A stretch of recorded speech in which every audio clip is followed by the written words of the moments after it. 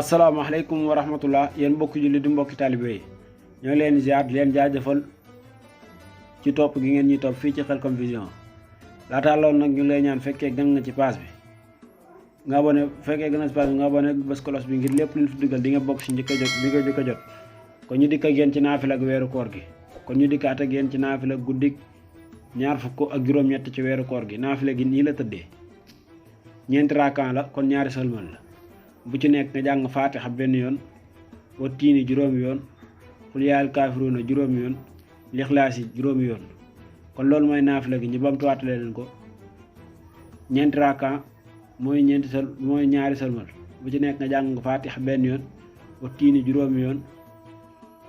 kaafiruuna juróomi yoon lixlaas yi juróomi yoon